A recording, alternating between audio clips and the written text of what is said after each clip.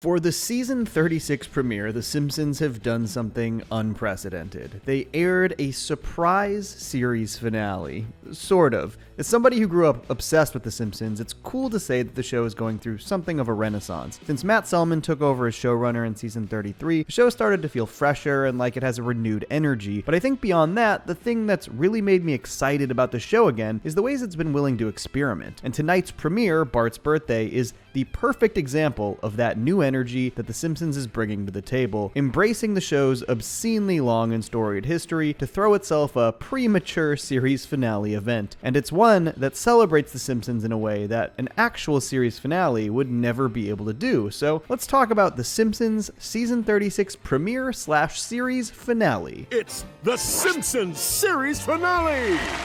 So this faux series finale opens by calling itself just that, the Simpsons series finale, which is a big surprise when you're expecting the season premiere. It's framed as this huge Hollywood event that all of the guest stars from the show's storied history are coming out for, and even these guest stars' appearances are references to the show's history itself. There are too many to call out entirely, but Katy Perry is wearing that same outfit from her infamous live-action segment from 2010. Ron Howard is still in a robe that he was in for like most of his first appearance. Even Lady Gaga is here in the same costume from the massively hated episode Lisa Goes Gaga, though I think my favorite is this quick shot of the entire roster of baseball players from Homer at the bat. Ken Griffey is still suffering from gigantism, Don Mattingly still has the sides of his head shaved, and Ozzie Smith is only represented by a photo since he's still lost in the Springfield mystery spot. Bart's Birthday is a unique episode, but in its framing it feels a lot like The Simpsons 138th episode Spectacular or The Simpsons spin-off Showcase. These were both of course hosted by Troy McClure back in the day, but this one, being sort of a phony send-off to the series,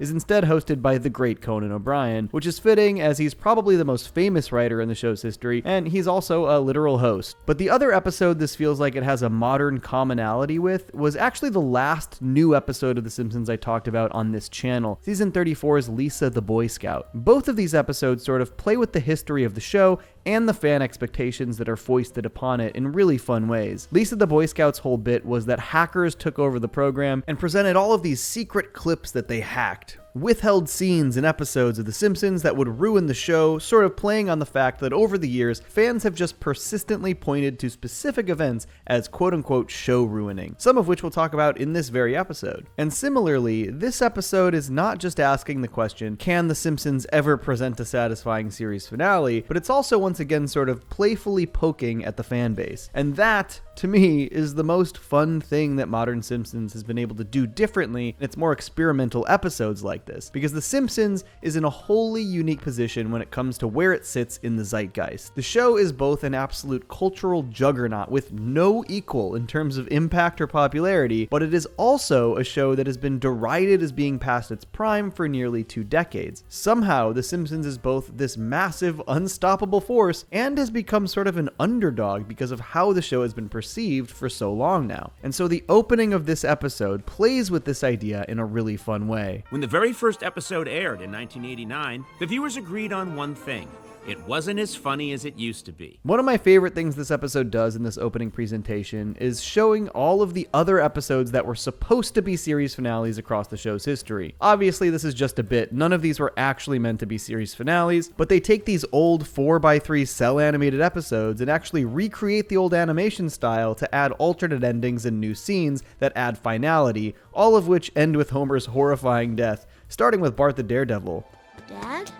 Dad, speak to me. They even recreate the ambulance crash, but with a hearse and Homer's coffin. They've gotten really good at recreating this old cell-style animation digitally. They did it a little bit in the aforementioned Lisa the Boy Scout, and also in Season 33's The Sound of Bleeding Gums. They present Season 10's Little Big Mom as a horrific finale as well, and Season 7's King Size Homer, which ends in a full nuclear explosion at the power plant. Now that would have been a Simpsons finale. But then we really get to the meat of the episode, which is the reveal that they've fed an AI every single episode of The Simpsons, which I was delighted to see was done with the DVD box sets, complete with some of those misshapen head boxes that we all love, as well as every series finale to every TV show ever. The result is this ridiculously over-sentimental cliche finale that frankly doesn't have much of a story. Framed around Bart needing to invite people to his 11th birthday party, Everywhere he goes, things are just changing around him, wrapping up storylines in hilariously neat packages, and even setting up obviously crafted spin-offs, like Skinner's new headmaster gig in Sacramento. Where I'll no doubt find a whole new eclectic cast of characters to interact with. Also, groundskeeper Willie will be my roommate. This is just one of many spin-offs they set up over the course of this episode. I'm joining the Chicago PD. I thought them explicitly setting up both Skinner and Wiggum for separate spin-offs was pretty funny, given that in the old Simpsons spin-off showcase, they were both paired up together for their own spin-off, Chief Wiggum PI. But like I said, this finale doesn't really have a story. It just kind of plays up the kinds of schmaltzy, neatly packaged endings that a show could deliver.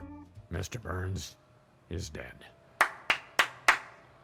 This turns out to be some classic Burns trickery, but then Homer accidentally kills Mr. Burns, and the entire power plant is given his fortune. They close up shop and celebrate. Even the dude with the gigantic hand from The Last Temptation of Homer is there. Comic book guy and his wife Kumiko have their baby in the android dungeon. They decided they wanted to have a kid in season 32, but it hadn't been mentioned since, and so they make this one of those neat endings that wraps things up. I don't need toys anymore.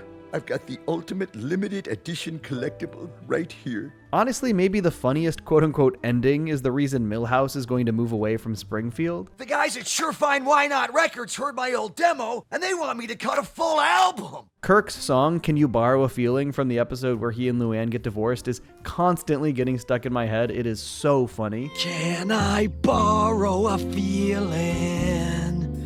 Could you lend me a jar of love? Even the Simpsons themselves work out their issues through therapy, allegedly, promising a conflict-free future for everyone in the family. Maggie spits out yet another first word, and in honor of the Simpsons' history of having great performers come in for this tiny, thankless role, previously Elizabeth Taylor and Jodie Foster, this time they have Amy Sedaris deliver an unsatisfying joke out of Maggie's mouth. Multiple weddings happen at once. Patty marries Evelyn, Flanders marries Ruth Powers, Selma marries the yes guy, Duffman marries Miss Hoover, Nelson finally reunites with his father, since Skinner is moving to Sacramento, his mother opens up his room for rent, and then the real Seymour Skinner from the infamously hated The Principal and the Pauper returns to move in with her. It's just so funny how quickly and neatly they wrap all of these things up. And Bart's birthday party is just filled with the most insane crossover of various characters from the show's history, including ones whose returns feel like a huge waste. The group shot has a rare modern Apu appearance. There's Spider Pig and the Coyote from Homer's Spicy Pepper drug trip. Mr. Bergstrom from the classic Lisa's Substitute is there for some reason. Even guest stars that I've long wanted to return. Come on, kid. Do it for you, Runky.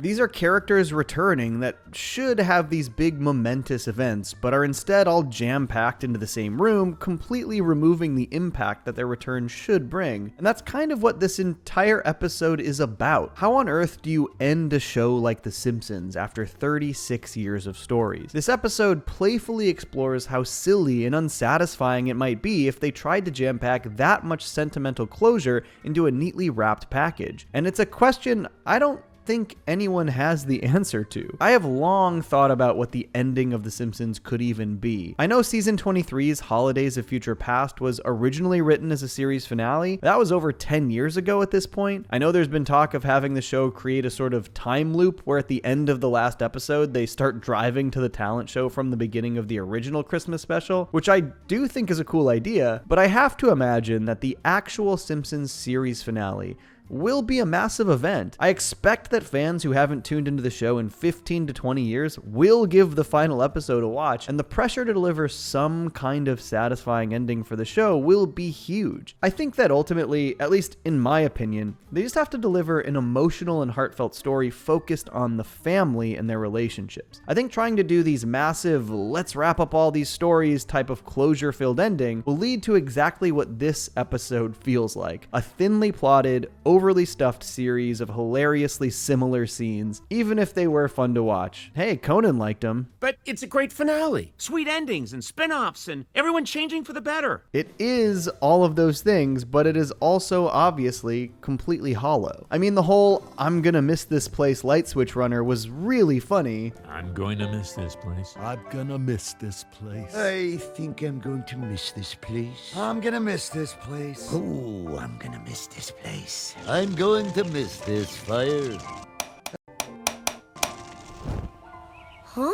I do think that the best part of the episode is the whole idea that Bart is desperate to stop all of this change and reset things, to prevent this premature finale from happening, and having that change be ultimately represented by the idea that he's about to turn 11, an unthinkable event for the boy who has been 10 years old for 36 years. If I blow these candles out, there'll be no going back. That'll be it. And in order to stop all of this, he forces Homer back into his old ways by pissing him off in the rebellious way that only Bart can, leading to the first Bart strangulation we've seen in the show in years. And how fitting for that to be what triggers a reset. Even though this is a thing that they've moved away from in recent seasons, it's such a huge part of the history of the series. It's one of the biggest symbols of their entire history, and so for it to trigger this reversion, to me, is perfect. It's a regressive act, and it regresses the show into a reset. And there is something ironic about the fact that this is the most substantive part of the episode, and that this is what makes it all feel meaningful and worthwhile. The rebellious spirit of a 10-year-old boy was more powerful than the most advanced AI in the world.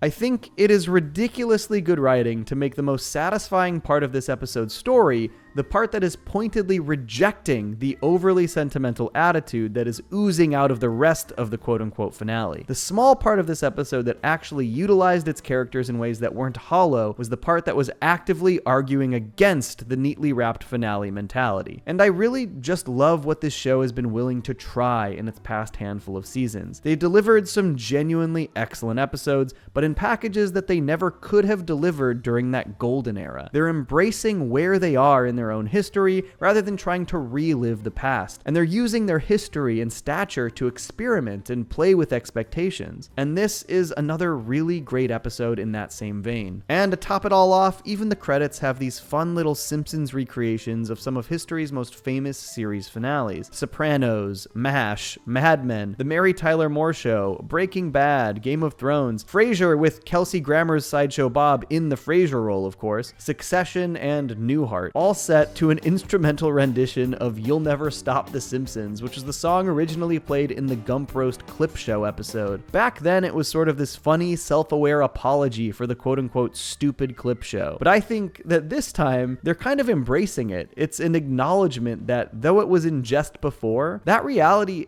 has sort of come to pass. I do not think anyone will ever stop The Simpsons. I stay mellow watching Johnny Two Cellos. He talks cartoons, he's a really cool fellow. He keeps you posted on adult cartoons. If that's what you're into, then grab a spoon and a very big bowl of your favorite cereal. Feels like Saturday morning cartoon material. Johnny Two Cellos, watch him on YouTube. Now enjoy this groove and bust a move.